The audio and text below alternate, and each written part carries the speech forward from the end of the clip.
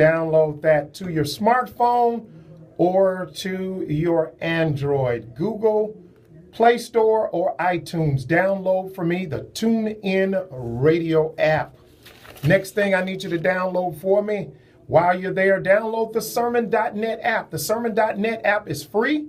When you download that app, search for Good Seed Ministries and save us as your channel. That channel will give us and give you an opportunity to download the personal app of Good Seed Ministries. And from that app, you can get sermons, you can download the study notes, and keep in touch with what's going on with Good Seed Ministries. But also, while you're on the internet, I want you to go to our interactive website, Good Seed Ministries, goodseedministries.org. Great website. On that website, you can take a look at everything that we're doing there. Great site if you haven't had a chance to. Right now, about 16,000 people a month go to goodseedministries.org. If you forget to write that down, I want you to write for me chicagochurch.info. That's chicagochurch.info. Again, I want to thank so many of you all that supported the VeggieTales event at our partner Family Christian Bookstore in South Holland. Again, this coming Tuesday, 7 o'clock p.m.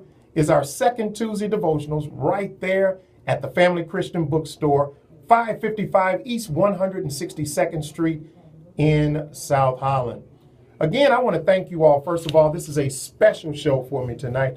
I want to thank all of you all who've been praying for me, all of my Facebook people who've been sending out Facebook requests, all the texts, all the phone calls. I want to thank you all so much. Getting ready to go into probably the hardest time of my life. I want to thank you all so much for just taking the time and sending your condolences for my son Dorian, who passed away on this past Saturday. I want to thank you all so much for the calls, the prayers. You know, it's something I've heard my whole life, where people said that the old proverbial saying is that a parent always envisions their children burying them. No one ever expects the fact of a parent burying a child. And you know, it's tough, still trying to go through it. Tomorrow is the wake for my son, and we're going to be doing a viewing tomorrow in the services. I know so many of you all have said, Pastor Bone, give us the services, give us the services. Here we go. If you don't have it off Facebook, if you didn't get it from text, you know, some of you all, please count it to my head, not to my heart. There's been so many phone calls, so many texts. I can't get back to everybody, but trust me, there'll be some time where I can get back to you when my head is back clear again, that I can get back to all of your calls and all of your texts. Thank you all so much, man. It is just great to have so many people to share their love, so many of my pastor friends, so many of my ministry friends, so many of you all that have contacted me out of the state of Illinois, some of you all that are Facebook friends out of Illinois, my old B Company 4th Battalion Infantry, Fort Ord, California, military friends, so many of you all that have reached out to me, and I tell you, it is so great, and I feel your love today, and thank you so much for it. But I just want to spend just these minutes of my show today just reflecting, because I know I'm not the only one who's been through hard times. And one thing about it is, one of my favorite quotes is anything that doesn't kill you is there to make you stronger. Anything that does not kill you is there to make you stronger.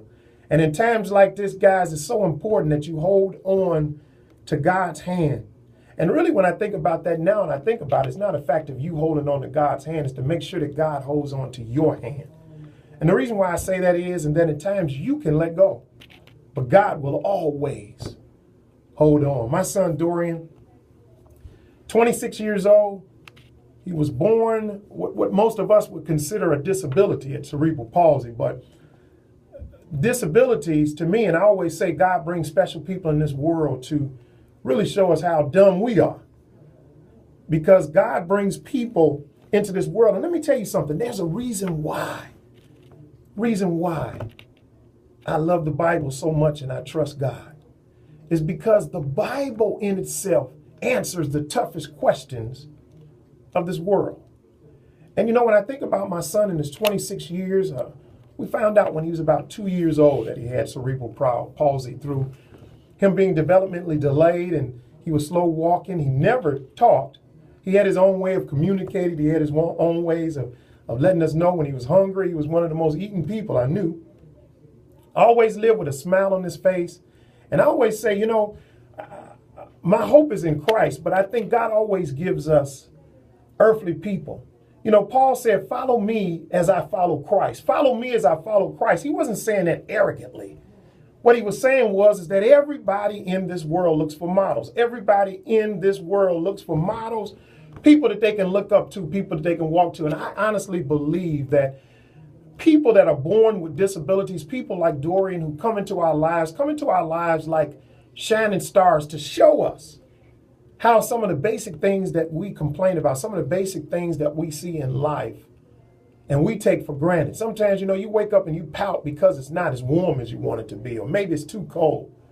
Dorian lived his life with a smile on his face no matter what he went through. I mean, I remember surgeries and things that when me and you would probably go in a ball somewhere and throw up our hands, Dorian always would give that smile back. And so at 26, Dorian was born with cerebral palsy. And one of the things I want to do, I want to start off first of all, by giving thanks to God for the 26 years that I had an opportunity to share with him. And I just want to give some thanks to some special people. I know what I'm doing now, I'm reflecting. I first want to thank my babe's mom for, first of all, just taking up her time. You know, so many people, when someone is born with a disability, there's so many people that I've seen that give up on their loved ones and they put them in the homes and things like that. But for 26 years, Dorian had a home. Dorian had a place that he could live. He was with his family each and every day. He wasn't in a home where people gave up on their careers and, you know, I don't have time for this. But she took the time, 26 years of his life, to take care of him every day. He had a family. He was at home with his family, not in a home somewhere with strange people where maybe someone visited him every week, but he was at home. I want to thank, first of all, his mom, Gwen. I want to thank his stepfather, Minister Victor Alexander. Thank you so much, Victor. I want to thank people who just gave everything to help out with Dorian. If you just spent time with him, if you spoke with him, if you took time out for him, I want to thank, he has 3 brothers and 1 sister. I want to thank his brother Glenn, who spent so much time with him until he went into the military. His brother Guillaume, who served him. His brother Gary, who spent time with him. Many of you all know Glendon, my baby son. And Glendon and Malachi, his sister, who spent time out with him. And you know, I know there's somebody else probably on this show. I want to thank my wife, Carla. I want to thank his aunt, his grandmothers, people who spent time with Dorian. Dorian had a circle of love.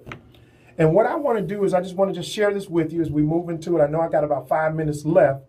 The services will be, tomorrow's the viewing from 4 to 6. You can go tomorrow. The viewing is from 4 to 6 at Ackland Funeral Home. I know it's in the 1300 block of 87th Street.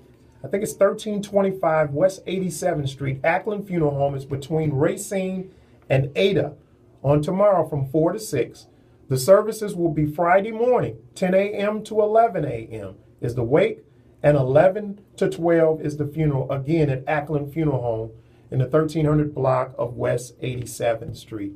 So again, I thank you all for that. But I just want to share just a little word and just a little bit of a remarks I want to share at the services. I know some of you all won't be there, so I want you to be able to get this because many of you probably in your household and in your family have someone who is in your life with disabilities. And let me tell you, you can go to the Bible. The Bible, again, like I said, I love the Bible because it answers some of life's toughest questions. The Bible clearly tells us all throughout the Bible about disabilities. They were in the Bible. The first person in the Bible was Isaac in Genesis 27. And if you look at verses 21 through 24, he was blind with age. As Isaac became older, he was blind. And you remember the whole story with his son. So the first case is he was blinded. Isaac was blinded with age. Jacob in Genesis 32 was living with a God-given limp. Moses had a speech impediment in Exodus 3 and 10 and 4 and 10. Bartimaeus, we all remember old Bartimaeus. I love me some Bartimaeus because when Jesus came in, everybody told old blind Bartimaeus to shut up, but he wouldn't shut up. He knew that Jesus was there and he cried out, "Have mercy on me."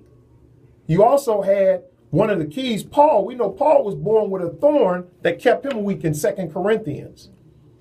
But then we have a man that Christians call Celadonus in John 9, 1 through 3, as the disciples went around and they saw the blind man. And they said, which one of his parents had sinned that caused him to be blind? But Jesus said something so profound. He said it was neither of them. He was born this way so that God can get the glory. So tonight, what we can learn is that God has things that people with disabilities can teach us. People with disabilities can teach you some of the deepest things. They teach us what it means to be truly human. They teach us what it means to love. They strip away from us all the things that we pretend. They get us back to the basics. They show us that the love of God is greater and closer than we thought. Because until you know your weakness, until you embrace your weakness, until you accept your weakness, you will never receive the greatest strong love of God. One of my favorite verses, and this is what I'm going to end this with tonight, is Hebrews 11 and 4. And Hebrews 11 and 4 talks about the gift that was given to God. And it says that even though he dies, he yet lives. So tonight, I just wanted to spend this and end this show tonight, thanking God for my son, Dorian Bone, for coming into my life, and thanking him for just showing me what it means to live a life. Dorian has always been an earthly hero to show me that you can go through anything in life with a smile. You know, my nickname is Happy, but I don't know somebody who could show me more of what happier are or what happier is. So again, thank you so much, Pastor Glenn Bone, Good Seed Ministries. Go to our website, goodseedministries.org. And again, Friday morning, 10 a.m. to 11 a.m. is the wake, and 11 to 12 is the funeral. Ackland Funeral Home, 1300 block of 87th Street. God bless you all again. Thank you so much for your prayers, your emails, Facebooks. Thank you all for all that you do, the love that you share. Me and my family, thank you so much. Keep us in your prayers, and we thank you so much. In Jesus' name, I'll see you next week. Love you so much. Thank you for listening to Sowing Seeds. GoodSeedMinistries.org or ChicagoChurch.info. Thank you.